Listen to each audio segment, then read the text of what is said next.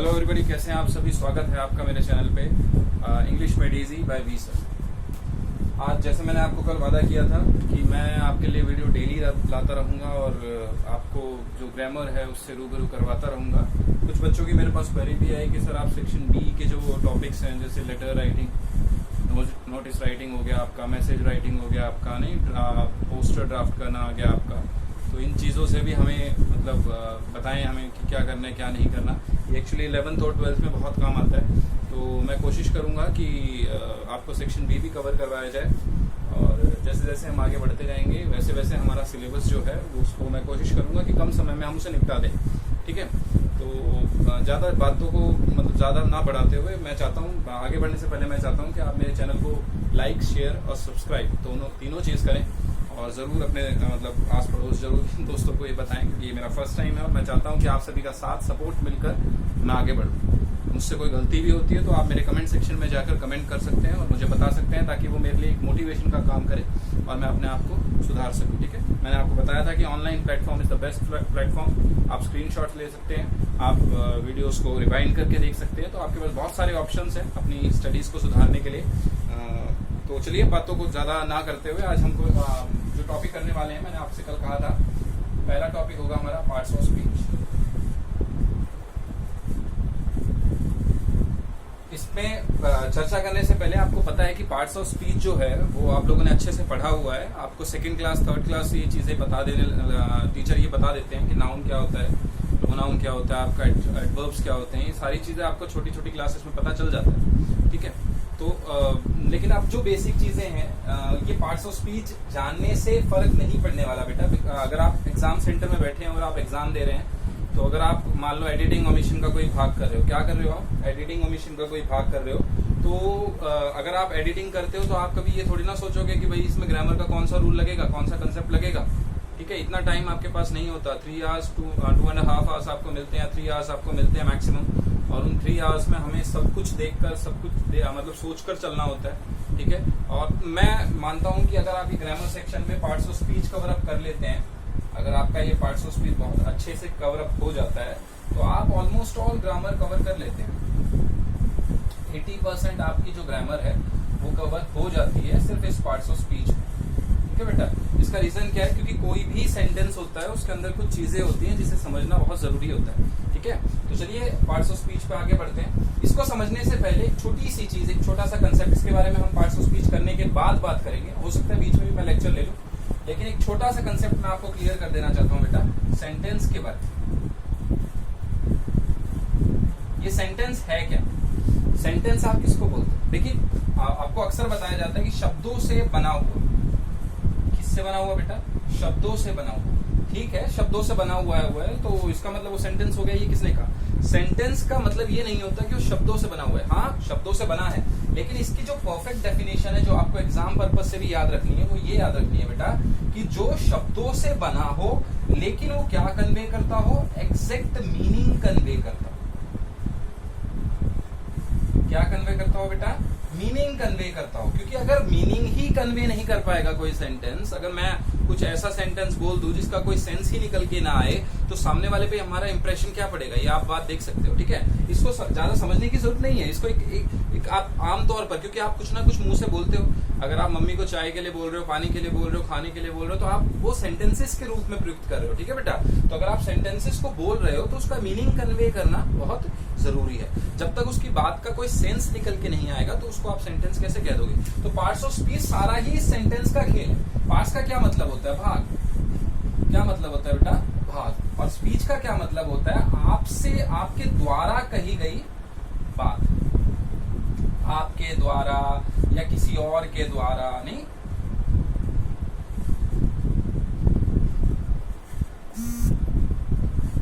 किसी और के द्वारा कही गई बात। ठीक है बेटा, तो ये बात क्या है?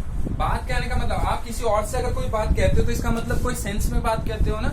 अगर आप किसी को गाली गलौज करोगे तो सामने वाला क्या करेगा? आपको मतलब आपसे बात तो करना नहीं चाहेगा ना, आपसे नफरत करने लग जाएगा ऊपर से, है ना बेटा। तो इसका सेंस कन्वे करना बहुत जरूरी है। प्रॉपर मतलब एक प्रॉपर आइडियोलॉजी, प्रॉपर कंसेप्ट बनना चाहिए किसी भी चीज का। ठीक है, तो पार्ट्स का क्या मतलब हो गया? भाग। स्पीच का क्या मतलब हो गया? आपके द्वारा बोली गई बात। आप बोल सकते हो, दूसरा बोल सकता है, कोई भी। ठीक है बेटा, तो ये दो कंसेप्ट आपको मेरे ख्याल से अच्छे से पता चल गए होंगे। सेंटेंस के बारे में हम बीच में एक बार और अच्छे से बात करेंगे, क्योंकि सेंटेंसेस में और भी चीजें होती हैं जो समझने लायक है। ठीक है, बाद में करेंगे, पहले पार्ट्स ऑफ स्पीच पे आते हैं। अब पार्ट्स ऑफ स्पीच में कितने पार्ट्स ऑफ स्पीच है बेटा? देखो, सबसे पहला जो आता है आपका वो आता है नाउन। सबसे जो सिंपल कॉन्सेप्ट है और सबसे इंपॉर्टेंट कॉन्सेप्ट है किसी भी ग्रामर का, वो क्या है बेटा? नाउन। नाउन के बाद क्या आता है बेटा? प्रोनाउन। क्या आता है बेटा? प्रोनाउन। नाउन क्या होता है बेटा? नाउन किसको बोलते हो आप? नेमिंग वर्ड को। किसको बोलते हो? नेमिंग वर्ड को। किसको बोलते हो? Naming word. और प्रोनाउन क्या करता है बेटा? इस नेमिंग वर्ड को रिप्लेस करता है। अगर एक एग्जांपल लेते हैं हम लोग, मैंने कहा विशाल इज ईटिंग फूड, फिर मैंने कहा Vishal is taking bath. Vishal is while eating food, Vishal is also watching TV. While eating food and watching TV, Vishal is also having a glass of water. तो ये बार बार जो विशाल का प्रयुक्त आप कर रहे हो, it seems odd. हम इंग्लिश के अगर उसको हम लोग, हमारी जो मैक्सिमम इंग्लिश के कंसेप्ट होते हैं वो ब्रिटिश इंग्लिश से हम लोग उठाते हैं, और यूएसए इंग्लिश भी हम काफी चीजें हम यूएसए से भी पिकअप करते हैं। तो ये जो चीजें होती है ना, ये प्रोनाउन क्या करता है? नाउन को रिप्लेस करता है। कैसे बेटा? अगर ये जो विशाल मैं बार बार बोल रहा हूं, तो मैं इसकी जगह ही का इस्तेमाल नहीं कर सकता, हिम का इस्तेमाल नहीं कर सकता। मतलब कोई सेंटेंस हो जिसमें हम हिम का इस्तेमाल कर सकते हो, ही का इस्तेमाल कर सकते हो। ऐसी चीजें क्या करती है बेटा? नाउन को, आपके नाउन को क्या कर देती है बेटा? रिप्लेस कर देती है। क्या कर देती है? रिप्लेस कर देती है। तो नाउन जब रिप्लेस हो जाता है तो वो क्या कहलाता है? प्रोनाउन कहलाता है। ठीक है भैया। उसके बाद क्या आता है आपका? वर्ब। अब ये वर्ब क्या करता है? ये आपको क्या बताता है? स्टेट बताता है। स्टेट बताता है। ये आपको क्या बताता है? एक्शन बताता है। क्या बताता है भैया? एक्शन बताता है। क्या बताता है? एक्शन बताता है। ये दोनों चीजें बताता है। वर्ब के बाद आपका क्या आता है? देखिए, एक सीक्वेंस से याद रखोगे तो आपको बड़ा जल्दी याद हो जाएगा। नाउन के बाद प्रोनाउन, नाउन जुड़ गया इसमें। उसके बाद वर्ब, वर्ब के बाद एडवर्ब आप कर लो, एडवर्ब आप कर लो। एडवर्ब क्या करता है बेटा? वर्ब को, एडजेक्टिव को, और अपने ही भाई एडवर्ब को, हाँ जी बिल्कुल आप मुझे सही सुन रहे हो, अपने ही भाई एडवर्ब को ये रिप्लेस करता है या मॉडिफाई करता है। रिप्लेस नहीं कहेंगे, हम मॉडिफाई कहेंगे इस चीज को। ठीक है, मॉडिफाई करता है, या हम कह सकते हैं डिफाइन करता है। हम इसके लिए दूसरा शब्द यूज कर सकते हैं, डिफाइन करता है। ठीक है, तो ये चीजें बहुत जरूरी है। एडवर्ब हो गया, एडवर्ब हो गया। एडवर्ब के बाद क्या आ जाएगा बेटा? आपका एडजेक्टिव। एडजेक्टिव क्या करता है बेटा? किसको डिफाइन करता है? ये नाउन। किसको डिफाइन करता है बेटा? ये नाउन को। नाउन के साथ ये किसको डिफाइन करता है बेटा? प्रोनाउन को। अब जब मैंने डिफाइन कह दिया तो मैं और क्या कह सकता हूँ बेटा? मैं कह सकता हूँ मॉडिफाई, है ना बच्चे? मैं क्या कह सकता हूँ? मॉडिफाई। मॉडिफाई भी करता है ना? मॉडिफाई भी करता है। अब इसके बाद क्या आ जाता है बेटा? प्रीपोजिशन। क्या आ जाता है भैया? प्रीपोजिशन। क्या आ जाता है? प्रीपोजिशन। अब इसके बाद एक और आ जाता है, वो क्या आ जाता है भैया? कंजक्शन। क्या आ जाता है भैया? कंजक्शन। कंजक्शन के बाद आपका क्या आ जाता है भैया? इंटरजेक्शन। ये देखिए, आपको याद करने की आवश्यकता है ही नहीं, मेरा मानना यही है। क्यों? सबके लास्ट में क्या जुड़ा हुआ है? शन। TION। किसकी साउंड आ रही है? शन, है ना? तो आप इससे भी चीजों को याद कर सकते हो। अगर आपसे कोई तुरंत पूछ ले कि parts of speech, how many parts of speech are there, तो आप तुरंत उसे बता सकते हो। आप फिंगर्स पे काउंटिंग करके बता सकते हो। ठीक है बेटा? तो प्रीपोजिशन, कंजक्शन, उसके बाद आपका क्या आ जाता है भैया? इंटरजेक्शन। क्या आ जाता है भैया? इंटरजेक्शन। तो कितने हो गए भैया ये? 1 2 3 4 5 6 7 8। कितने हो गए भैया ये आपके? 8। और मैंने आपको क्या बताया था? पार्ट्स ऑफ स्पीच कितने होते हैं भैया? 8 होते हैं। अब ये कंजक्शन क्या करता है भैया? ये किसी भी सेंटेंस में जब प्रयुक्त होता है तो ये कनेक्टर का काम करता है। ये कनेक्ट करता है। क्या करता है भैया? कनेक्ट करता है। किसको किससे कनेक्ट करता है बेटा? दो भागों को आपस में कनेक्ट कर देता है ये। ठीक है बेटा? और ये जो आपका प्रीपोजिशन है, ये क्या करता है भैया? ये भी आपका क्या करता है? ज्वाइन करता है। किसको ज्वाइन करता है भैया? नाउन को ज्वाइन करता है। किसको करता है? ज्वाइन के साथ आप इसको कनेक्ट भी बोल सकते हो, कनेक्ट भी बोल सकते हो। ठीक है भैया? और ये जो इंटरजेक्शन है बेटा, ये क्या होते हैं? इंटरजेक्शन होते हैं आपकी फीलिंग्स। आप क्या बोल सकते हो उसको बेटा? आपकी फीलिंग्स, जो अमूर्त रूप से दुनिया में मौजूद है। जो मूर्त रूप, मूर्त क्या होता है बेटा? कंक्रीट, जिसको आप देख सकते हो, मैं टच कर सकते हो, आप महसूस कर सकते नहीं, मतलब टच भी कर सकते हो, महसूस भी कर सकते हो, सब कुछ कर सकते हो। लेकिन जब आप इंटरजेक्शन की बात करते हो बेटा, तो ये फीलिंग्स हो जाती है। फीलिंग्स को आप कैसे महसूस कर सकते हो? नॉलेज को आप महसूस कर सकते हो, आप विजडम को आप कैसे देख सकते हो? विजडम किसी का, अगर मान लो कोई बुद्धिमान व्यक्ति है, उसको आप कैसे देख सकते हो? सिर्फ आप उसको महसूस कर सकते हो, फील कर सकते हो, ठीक है, टच नहीं कर सकते उन चीजों को। तो जो चीजें टच नहीं हो सकती, that will be belong to interjection. Okay बेटा, तो ये आपके 8 पार्ट्स ऑफ स्पीच है। इसमें क्या क्या आ गया, एक बार फिर से देख लो बेटा। नाउन आ गया, नाउन क्या है? नेमिंग वर्ड है। प्रोनाउन क्या है बेटा आपका? किसको रिप्लेस करता है? ये नाउन को रिप्लेस करता है। वर्ब क्या है बेटा आपका? ये स्टेट बताता है। किसकी स्टेट बताता है बेटा? ये तो मैंने आपको बताया ही नहीं। स्टेट किसकी बताएगा? ये सब्जेक्ट की बताएगा। किसकी बताएगा भैया? सब्जेक्ट की बताएगा। उसका एक्शन भी बताएगा ये भैया। एडवर्ब क्या करता है भैया? वर्ब, एडजेक्टिव, एडवर्ब, इन सबको क्या कर देता है भैया? ये मॉडिफाई कर देता है। क्या कर देता है भैया? ये मॉडिफाई कर देता है। प्रीपोजिशन क्या करता है भैया? वो ज्वाइन करता है या कनेक्ट करता है किसको भैया? नाउन या प्रोनाउन को। ठीक है भैया। एडजेक्टिव आपका क्या करता है भैया? नाउन या प्रोनाउन को क्या करता है भैया? मॉडिफाई करता है। अगर आप मॉडिफाई लिख रहे हो तो मॉडिफाई के साथ आप फिर से वही सीधे लिख सकते हो, डिफाइन लिख सकते हो। कंजक्शन भी क्या करता है भैया? कनेक्टिंग का काम करता है। इसको कनेक्टर्स भी बोला जाता है। जो दो सेंटेंसेस को, दो क्लॉजेस को, दो फ्रेजेस को आपस में जोड़ दे, वही आपका कंजक्शन है। एक एक कंसेप्ट आएगा जब हम क्लियर करेंगे, डोंट वरी अबाउट इट। ठीक है भैया। इंटरजेक्शन क्या होता है भैया? जो आपकी फीलिंग्स को दर्शाता है। जो भी आपके फीलिंग्स के शब्द होते हैं ना भैया, जो आपके अमूर्त रूप से प्रेजेंट है धरती पर, वो सारी चीजों को कौन दर्शाता है? इंटरजेक्शन। अब ये जो सेंटेंस है, इसके बारे में एक छोटी सी चर्चा कर लेते हैं आगे बढ़ने से पहले। काफी बच्चे इसमें कंफ्यूज होते हैं। वो क्या है? जो सेंटेंस होता है भैया, वो आपका इन 3 चीजों से बना होता है। Subject plus verb plus object. किससे बना होता है भैया? Subject plus verb plus object. Subject क्या है भैया? जो काम कर रहा है। कौन है सब्जेक्ट भैया? जो काम कर रहा है। और वर्ब ऑब्जेक्ट कौन है भैया? यहाँ पर ऑब्जेक्ट कौन है? जिस पर काम हो रहा है। अगर मैं ये कहूँ राम इज वॉशिंग कार, तो क्या मैं गलत कह रहा हूँ? नहीं, बिल्कुल नहीं कह रहा गलत। इसमें आपका क्या हो जाएगा बेटा? सब्जेक्ट क्या हो जाएगा? राम। और आपका कार क्या हो जाएगा? ऑब्जेक्ट। क्यों? क्योंकि राम क्या कर रहा है? राम काम कर रहा है। राम क्या कर रहा है बेटा? राम काम कर रहा है। क्या काम कर रहा है? वो गाड़ी को धो रहा है। और गाड़ी को धो रहा है तो गाड़ी क्या हो जाएगी? किस पे काम कर रहा है? गाड़ी पे काम कर रहा है। पानी पे काम नहीं कर रहा वो, पानी से तो धो रहा है वो, लेकिन वो किस पे काम कर रहा है भैया? ऑब्जेक्ट पे काम कर रहा है। और जब वो ऑब्जेक्ट पे काम कर रहा है तो क्या हो जाएगा मेरे दोस्तों? क्या हो जाएगा मेरे दोस्तों? ये ऑब्जेक्ट हो जाएगा, ये सब्जेक्ट हो जाएगा। बीच में वर्ब आ जाएगा, जिसके बारे में मैंने आपको बता दिया है। या आपकी किसी भी चीज के कार्य को दर्शाने का काम करता है, उसकी स्थिति को बताता है, वगैरह वगैरह। ठीक है बेटा। तो एक बार इसको मिटा देते हैं। आपको स्क्रीनशॉट लेना है, आप स्क्रीनशॉट ले लीजिए, आप देख लीजिए, आप स्क्रीनशॉट ले लीजिए इसका।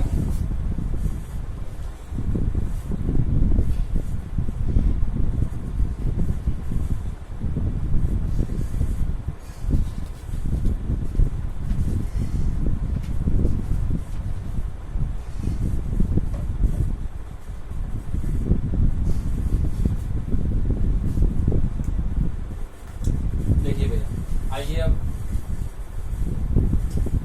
आशा करता हूँ आपको सभी समझ में आ रहा होगा बेटा। आपके जो भी डाउट्स हैं, ऐसा आपको घबराने की कोई बात नहीं। अगर आपको कोई डाउट होता है भी, अगर आपके मन में कोई क्वेश्चन उठता है, कोशिश करूंगा कि कोई क्वेश्चन ना उठे।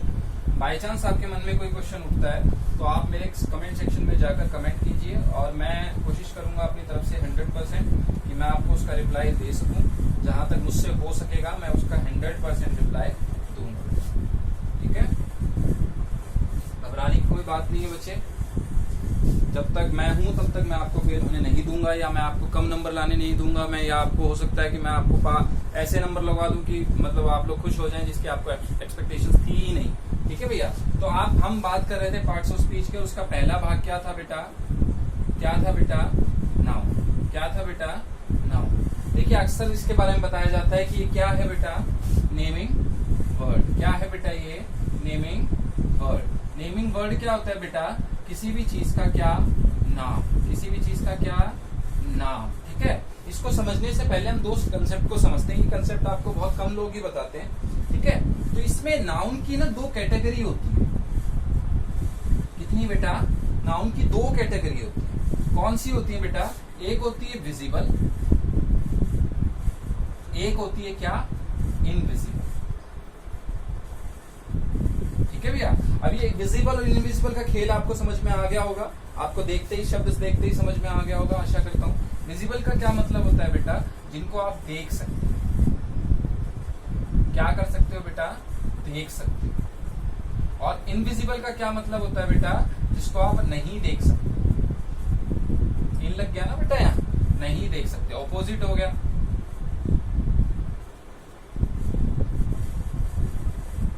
ठीक है बेटा। अब मैं ये क्यों कह रहा हूँ, ये चीजें तो पहले आपने कभी पढ़ी ही नहीं थी, या पता नहीं किसी ने पढ़ी भी रखी होगी। ऐसा नहीं है कि बच्चे नहीं पढ़ते, आजकल बच्चे और बुक्स, बहुत ज्यादा बुक्स में मतलब जब देखते हैं तो उनको कहीं ना कहीं ऐसी चीजें देखने को मिल जाती हैं, यूट्यूब पे साइट्स पे मिल जाती है, या कोई और बहुत अच्छे अच्छे टीचर्स मौजूद हैं पूरी दुनिया में, वो पढ़ाते हुए मिल जाते हैं। ये चीजें, कंसेप्ट तो किसी ना किसी ने तो क्लियर करवाया ही होगा। Visible, invisible. विजिबल क्या होती है बेटा? जो आप चीजें देख सकते हो, जिसमें क्या होता है, देख कौन सी चीजें आप सकते हो। जैसे आप मुझे देख सकते हो, आपके हाथ में मोबाइल, आप उसे देख सकते हो, वो थिंग हो गई है ना बेटा। वो आप मुझे देख सकते हो। आप किसको देख सकते हो? आप अपनी गाड़ी को देख सकते हो, आप अपने पेरेंट्स को देख सकते हो, आप अपने कपड़ों को देख सकते हो, आप ग्लासेस को देख सकते हो, बर्तन को देख सकते हो, घरों को देख सकते हो, सब चीजों को आप देख सकते हो। तो ये सारी चीजें किस में आ गई? विजिबल में आ गई। किस में आ गई बेटा? विजिबल में आ गई। लेकिन अब ये इनविजिबल क्या है बेटा? मैंने आपको बताया था। अब आप थोड़ा सा रिकॉल कीजिए, आप थोड़ा सा पीछे चले जाइए। तो मैंने आपको बताया था कौन सी चीजें? एब्स्ट्रैक्ट चीजें। कौन सी चीजें मेरे दोस्तों? एब्स्ट्रैक्ट चीजें। और एब्स्ट्रैक्ट चीजों को आप देख नहीं सकते। मैं बात करता हूं इसकी विजडम की। किसकी बात करता हूं बेटा मैं? विजडम की। क्या आप विजडम को देख सकते हो? नहीं देख सकते। मैं बात करता हूं नॉलेज की। किसकी बात करता हूं बेटा? नॉलेज की। तो क्या आप नॉलेज को देख सकते हो? नहीं देख सकते। ठीक है। तो ऐसी कई चीजें ऐसी हैं जो हम जिस चीजों को देख नहीं सकते। लेकिन क्या है, अब इन चीजों को देख नहीं सकते तो क्या हमें इनके बारे में पता नहीं? अगर देख नहीं सकते और हमें पता ही नहीं होता तो ये चीजें धरती पर आती ही कैसे? मानते हो ना मेरी बात को बेटा? तो अब इसको करते क्या है? हम इसको क्या करते हैं बेटा? फील करते हैं। क्या करते हैं? फील करते हैं। क्या करते हैं? मेरे साथ बोलो, फील करते हैं। रिवाइंड करके देख लो मेरी वीडियो को। फील करते हैं। हम क्या करते हैं? इन्हें फील करेंगे। तो ये क्या है? इनके दो चीजें आप याद रख लो, विजिबल और इनविजिबल शब्दों को आप याद रख लीजिए। आपको ये आगे काम आएंगे मैं जब डिवाइड करूंगा। ठीक है। इसमें आपका जो सबसे पहला नाउन होता है बेटा, हाँ, नाउन क्या है? नेमिंग शब्द। क्या है नाउन? नेमिंग शब्द। किसी भी वस्तु को, किसी भी पर्सन को, किसी भी प्लेस को जब आप कोई नाम दे देते हो,